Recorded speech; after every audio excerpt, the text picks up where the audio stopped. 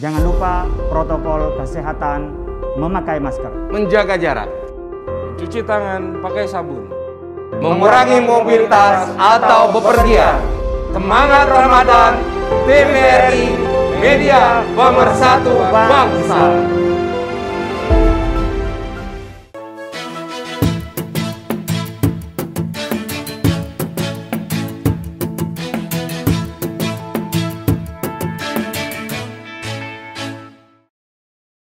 Duh, mana ini yang tadi nyuruh masak woku? Tidur dulu dah, nungguin dah. Capek. Astagfirullahaladzim. Tanah airku Indonesia, negeri yang lo amat ku cinta. Tanah tumpah darahku yang mulia, yang ku puja sepanjang masa. Assalamualaikum. Waalaikumsalam Pak Kiai. Nyanyi-nyanyi ini tanda orang lagi senang. Ya alhamdulillah Kiai. Lagi bahagia, orang itu nyanyi-nyanyi kayak burung berkicau. Oh. Cuing cuing cuing itu berarti. Ini kalau di sini banyak burung. Jadi saya nggak usah miara burung. Sudah burung mulai dari burung yang cakep sampai yang burung-burung kecil-kecil yang gede-gede juga Kumpul semua. Bahkan ular-ular juga banyak di sini. Itulah alam. Jadi kalau udah senang burung itu berkicau. Iya, ya. iya. Masya Allah. Jadi Kiai ini tadi sebenarnya dalam rangka bersyukur Kiai terhadap apa yang Allah kan menciptakan alam Indonesia ini subur makmur Kiai. Ya. Apa aja tumbuhan ibarat kata itu kan apa kolam susu. Apa yang ditancap itu tumbuh. Tuh. Kayak biarin aja, ilalang juga tumbuh. Iya. Pohon duren juga cakep tuh. Juga pepaya juga cakep. Ini cabenya merah-merah. Alhamdulillah. Jadi kita bersahabat dengan alam. Iya Kiai. Kalau kita nyebut rahmatan lil alamin, banyak orang mengasumsikan hanya kepada orang-orang yang muslim dan non muslim. Wa ma arsalnaka illa rahmatan lil alamin. Itu dianggap hanya kepada orang-orang, padahal juga alam juga. Kita itu sampai nyembeli ayam pun kita rahmat dengan pisaunya yang tajam. Begitu juga kepada sekitar yang bisa tumbuh, ya kita rawat jadi sebuah keindahan. Masya Allah. Ini tanda-tanda bagaimana kita ini bersahabat dengan alam. Jadi khalifah fil ardi adalah wakil Allah di muka bumi. Ya kita yang nanam, ya kita juga yang merawat, kita juga yang melestarikan lingkungan itu. Kalau tidak, longsor di mana-mana itu bima kasabas aidinas, karena perbuatan kita. Jadi kita yang nebang pohon sembarangan, lalu kita juga tidak bisa menata ya alam ini. Reboisasinya lagi. Nah itu juga tidak pernah umumnya kayak seperti halnya kebun mangrove, gambut, nah itu kan, itu yang ada di kita, kekayaan kita sawah, kebun, hutan, itu kan bagian dari ekosistem. Ini kan oksigen, pagi-pagi Mas Agus kalau lewat sini dapat oksigennya segar dari sini, segar. Di situ pahala dari orang yang wakaf di pesantren ini. Oh, jadi kalau orang yang wakaf pesantren ini dengan tumbuh-tumbuhan yang ada, kemudian semua itu tumbuh, setiap orang yang menikmati udara segar berarti pahalanya terus mengalir ya? Iya kan sedekah, kepada burung pun yang minum itu adalah sedekah. Jadi salah satu yang kita tanam, maya gerisu gharsan, hadis Nabi, yang kita tanam lalu kemudian burung itu makan, secuil pun itu adalah sedekah. Lalu oksigen ini yang bisa memancarkan yang baik adalah sedekah. Jadi sedekah itu bukan hanya dengan ketika kita ngasih duit, enggak. Atau pahalanya wakaf hanya ketika sholat di atasnya, tidak. Tapi juga dengan orang yang menikmati untuk kebaikan di tempat itu menjadi sebuah pahala yang juga mengirim kepada orang yang berwakaf. Nah, mungkin kesadaran untuk apa ya berinteraksi dengan lingkungan ini Kiai. Karena selama ini kan ibadah itu selalu diasumsikan pokoknya ibadah ritual aja deh, seolah-olah ibadah yang terhadap lingkungan gini apa ya kurang diperhatiin kali Kiai ya. Nah itu karena kita seringkali salah paham ya, menjadi paham yang salah. Jadi repot dong kalau gitu Kiai. Iya, atau karena nggak paham. Nah, jadi kita memang harus memberi pemahaman yang benar, biar pahamnya pun juga paham yang benar. Nah baik pemirsa TVRI di mana saja Anda berada, alhamdulillah nih kita berjumpa kembali di Trenku, dan insya Allah kita akan berbincang kembali dengan Kiai, dan juga nanti kita akan tantang lagi Chef Angga. Kali ini apa sih yang mau kita ambil dari apa yang ada di sekeliling kita ya Kiai ya. Tetap bersama kami di Trenku, pesantren kuliner, masakan keren jadi ngetren.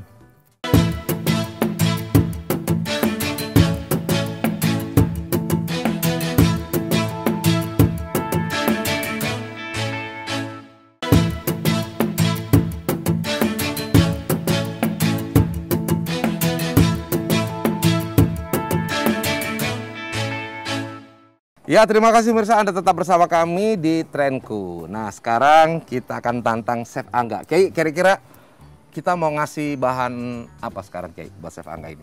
Kita kasih makanan yang pengharum khas Nusantara. Itu disebutnya adalah kemangi. Kemangi. Oke. Ustaz Agus, cari mana yang kemangi ini? Saya akan cari ya. Coba kita pakai penciuman. Kemangi itu biasanya kalau nggak salah baunya itu agak lain.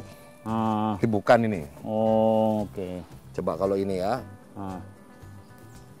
Oh, oke. Nah, ini nih, karena saya biasa makan di pecel lele itu baunya kayak gini, Kiai. Itu salah bau, yang bener ini. Hah? Ini yang bener.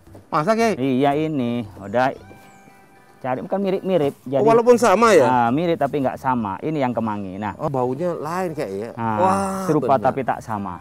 Iya, iya. Itu. Benar, Kiai. Ternyata memang apa namanya, identifikasi penciumannya masih lagi puasa, jadi semua jadi enak semua.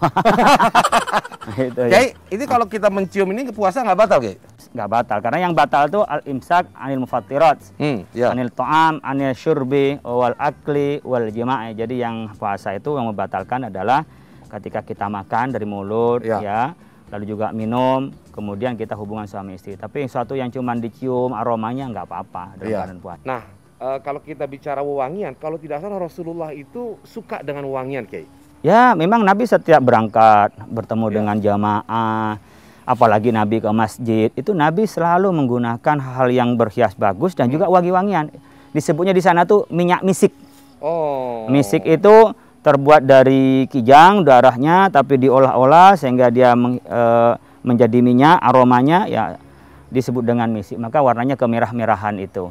Dan itu yang bagi orang Arab yang paling senang. Kemudian mereka juga menggunakan dupa.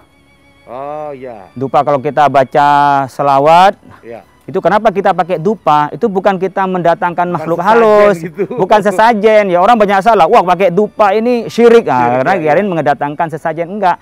Pakai dupa itu biar suasana harum, dan itu biasanya dari apalagi dari kayu cendana itu cakep, enak sekali aromanya.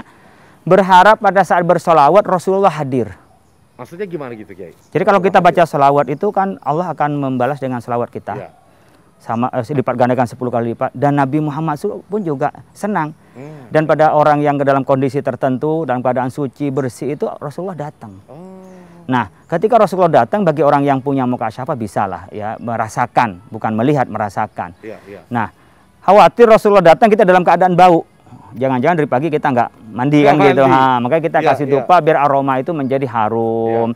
Terus kita kadang-kadang sekarang dibikin dengan pakai ketika ada baca sholawat kita pakai pengharum gitu kan, apa? Biar kondisinya harum. Sama dengan makanan kita dikasih kemangi, harum juga di lidah, nyaman, itu dikasih. Jadi pengharum itu adalah kebutuhan aksesoris yang diminati oleh semua orang. Hanya model harumnya yang beda-beda kan. Ada yang kuat nyengat, ada yang ringan, ada yang nuansa natural, ada yang tapi orang Arab senang namanya misik, minyak misik itu. Nah, Kiai, kan biasa ada juga nih, Kiai, kalau kita namanya juga di masjid kan banyak berbagai macam orang.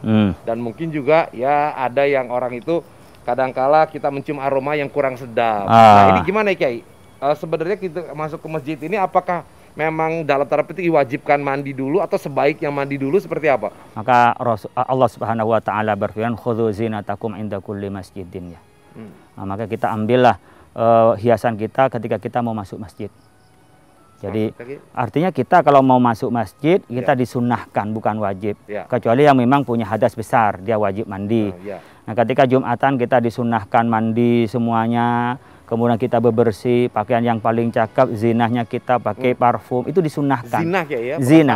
Karena apa? Bukan zina, tapi zinatakum. Jadi kita mengambil hiasan-hiasan kita. Kenapa? Pertama kita persembahkan kepada Allah. Yang kedua, kita makhluk sosial, interaksi dengan orang lain. Jangan sampai orang merasa nggak nyaman dengan kita. Jadi kalau kita mandi bukan hanya untuk diri kita semata, tapi orang lain nyaman sama kita. Khawatir juga ketika sholat, apalagi nanti setelah COVID kita sop kan dapat. Itu ada bau nggak enak, kita nggak jadi khusyuk. Nah, mengganggu kekhusyuan orang. Padahal dari sholat itu yang diterima adalah kekhusyuan kita.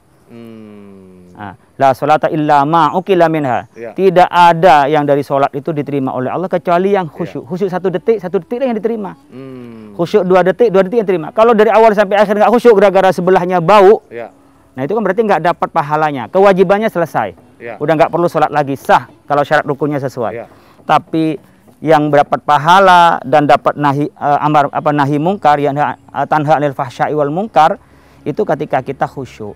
Oleh karena itu kita saling menolong kekhusyuan saudara kita. Kalau kita mau ke masjid, pakailah hiasannya, berbersih-bersih. Bukan karena kita ganjen gaya-gayaan, tidak, bukan. Jangan sampai kita tabarrujal jahiliyah, istilahnya kita tuh berhias-hias sampai berlebihan kayak orang jahiliyah, sampai israf, gaya, pamer, itu lain lagi sudah. Jadi ada batasnya. Batasnya adalah sampai kita bersih, sampai kita patut, sampai kita juga nyaman, orang lain juga nyaman. Tapi kalau sudah pamer kelebihan, pamer keunggulan, di sana sudah tidak lagi sesuai dengan Islam, tapi dia sudah keluar menjadi orang yang israf, ya, keluar dari batas yang Islam dianggap baik. Sehingga kalau udah melebihi dari anggapan baik menjadi tidak baik. Jadi kurang tidak baik, lebih pun juga tidak baik. Makanya kita menjadi ummatan wasato. Jadi wasatiyatul Islam. Baik, Kiai. Nah, pemirsa sekalian, jadi ini loh yang akan kita ambil adalah kemangi, dan kita akan tantang Chef Angga dengan kemangi ini apa yang akan dia olah dan menjadi makanan apa gitu, Kiai ya? Iya, nah, betul. Karena itu jangan kemana-mana, karena setelah ini kita akan kembali masih tetap di Trenku, pesantren kuliner, masakan keren jadi ngetren.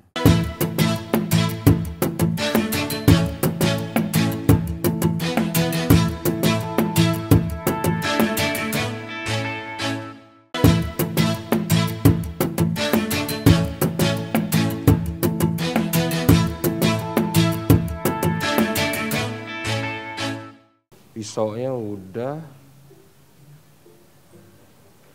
minyak udah ada. Assalamualaikum. Waalaikumsalam warahmatullahi wabarakatuh. Chef Angga, selamat pagi. Hari ini saya akan memberikan tantangan kepada Anda. Hari gini udah tantangan aja. Ramadan itu adalah bulan penuh tantangan. Nah, gitu. Sekarang saatnya saya akan memberikan tantangan kepada Anda. Tapi sebelumnya saya ingin menyapa pemirsa kembali, ya. Selamat berjumpa kembali. Anda tetap bersama kami di Trenku, pesantren kuliner, masakan keren jadi ngetren. Ya. Nah, tantangan yang akan saya berikan adalah ini, saya tadi sama Kiai Holil ya ke kebun, dan kebun kita pesantren. Iya, memetik yang namanya ini adalah daun kemangi. Kemangi ya. Jadi tadi juga Kiai tidak tahu apa yang akan terjadi, saya juga demikian. Dan tantangan ini akan saya berikan kepada Anda, tolong terima dengan lapang hati. Terang. Mikir. Kemangi ya? Kemangi. Oke. Kemangi. Oke. Nah, kalau tidak salah juga, ya, Chef Angga, hari ini juga kita akan ada bintang tamu kita yang hadir. Iya dong. Dan jadi bintang tamu? Loh, jelas dong, ini kan acaranya akan memberikan kagetan-kagetan dan kejutan kepada pemirsa. Ya, nah saya akan undang dulu Ibu Dewi untuk datang kemari. Ya, silakan, Ibu. Waalaikumsalam. Gimana kabar Mas Agus? Ya, baik. Ini Chef Angga ya? Iya. Silakan, Ibu di sini dulu. Nah, senang ya bisa bergabung di Trenku. Dapur Trenku. Ya, selamat datang. Pesantren kuliner. Ya, dan tagline kita itu, Bu. Apa namanya? Trenku, masakan keren jadi ngetren. Oke banget. Jadi kita akan bikin masakan keren. Nah, tadi Bu Dewi, saya nantang Angga. Ini saya tadi bawa metik kemangi. Iya. Nah, nanti mau jadi apa? Silakan Ibu yang akan ngobrol. Mau dibikin apa itu? Bikin apa nih, ya, kalau gitu saya pamit dulu ya. Saya serahkan dapurnya Ibu dan Chef Angga. Silakan dilanjutin. Terima kasih Mas Agus. Chef Angga ditantang nih, masak apa nih? Bu, logatnya Sulawesi, Bu. Iya benar. Kok tahu? Dari logatnya. Oh, kalau gitu masakannya. Kalau kemangi kita bikin apa, Bu ya? Masakan Sulawesi aja. Apa ayo? Boleh. Boleh ya? Oke. Tapi kita ada ayam, Bu, di sini. Woku ayam ya. Woku ayam udah ya. Ada ayam. Udah ada ayam. Sudah ada tomat. Sudah ada cabai. ada cabai, ada bawang putih, kunyit, ada kemiri, ada bawang merah yang udah di slice tipis, ada daun bawang. Betul. Ini daun apa nih? Ini daun kunyit. Daun kunyit. Oke. Setelah itu kira-kira gimana Bu? Kita terima tantangannya Mas Agus, kira-kira resepnya udah bener belum Bu? Ini kan masakan woku ya. Iya. Kalau dari bahannya sih udah lengkap. Lengkap ya. Oke. Saatnya dimulai. Berarti tantangan bisa diterima ya. Benar. Ayo sekarang kita mulai. Cabai, terus udah gitu ada cabai rawit. Bawang putih kita pakai 2. Secukupnya ya. Secukupnya. Oke. Setelah itu ada kunyit. Kunyit seruas ibu jari ya? Setengahnya aja. Setengah ya. Biar kuning. Untuk memberi warna. Iya. Pada masakan. Ada biar kemiri. Nampaknya bagus. Nah, setelah itu kita tumbuk Bu ya. Iya.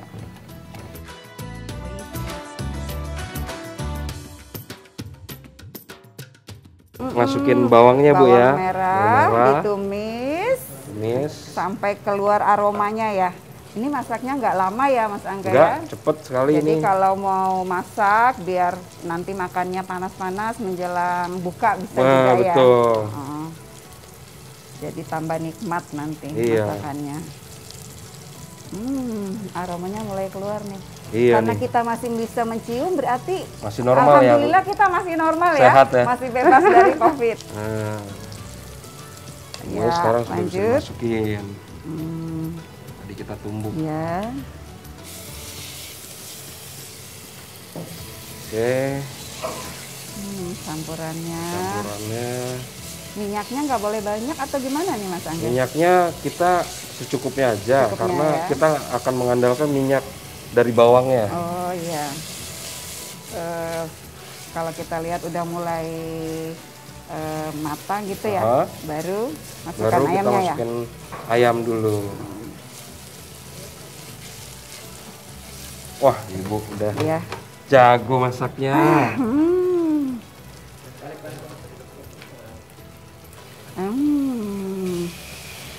Ini untuk berapa potong ayam? Ini saya pakai 1 ekor ayam. 1 ekor ayam. Selain ayam bisa yang lain ya Mas Angga ya? Bisa pakai cumi, bisa pakai udang, ikan. Ya. Tergantung selera ya? Iya. Kalau ada yang suka ikan, cumi, bisa diganti. Tidak harus ayam. Tidak harus ayam.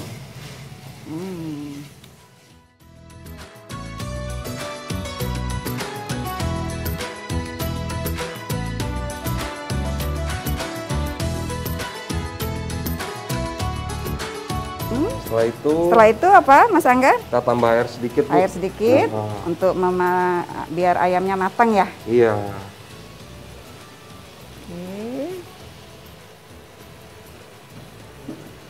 Secukupnya.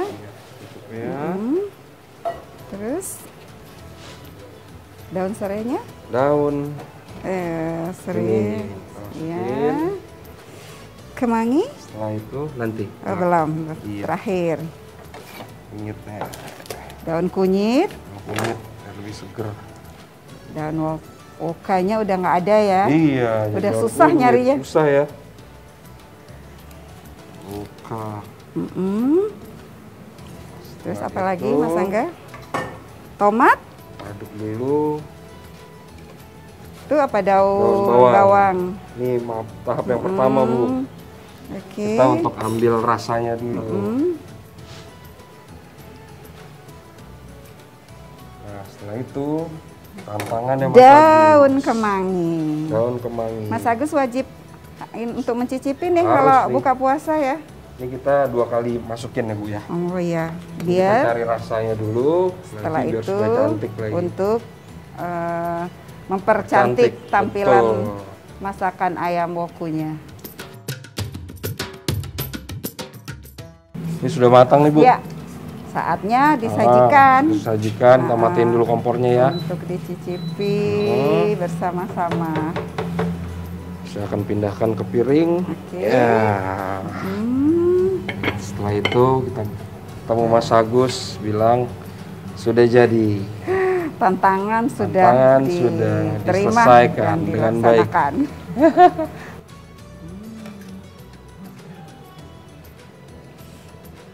Warnanya menarik karena kunyit tadi ya Mas Angga ya. Bagus sekali warnanya.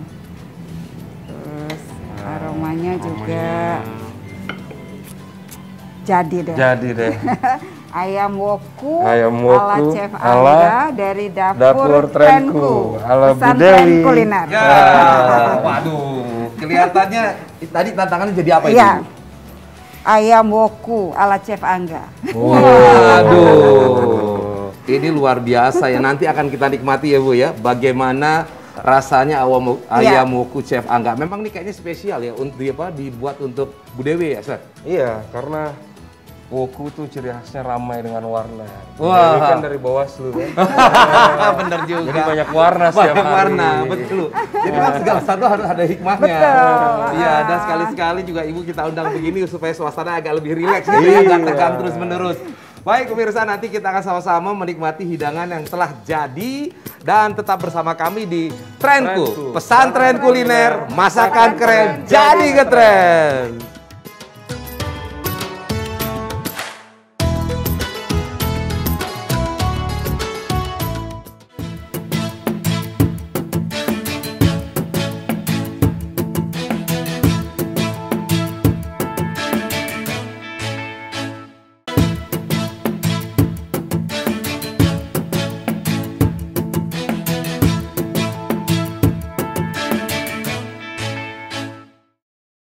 Duh, mana ini yang tadi nyuruh masak woku?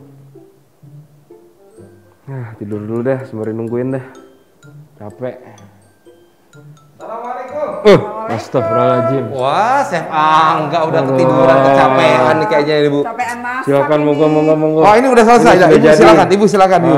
Kita mau datang cicipin nih. Nah, ini ayam woku. Ayam woku. Woku dari Sulawesi Utara. Ini dari tampilannya Pak Ibu, dari tampilannya gimana? Ini pasti rasanya enak. Tadi kan ikut masak nih. Iya. Aroma kemanginya yang tadi diambil di pekarangan pesantren. Iya. Tantangan Mas Agus tadi nih. Iya, tantangan Mas Agus. Kemudian cabenya ya. Ini kan masakan woku ciri khasnya pedas. Oh.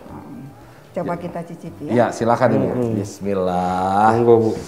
Baik, saya kira pemirsa juga pengen tahu ya. Tapi kalau pengen tahu harus nyoba bikin di rumah. Iya. Jadi kita dulu aja bismillah. Bahannya nggak susah didapat.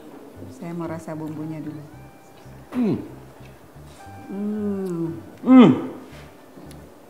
Nah, jadi kalau kita kasih judul kira-kira ini judulnya apa nih? Apa ayam woku. Ayam woku amanah. Waduh.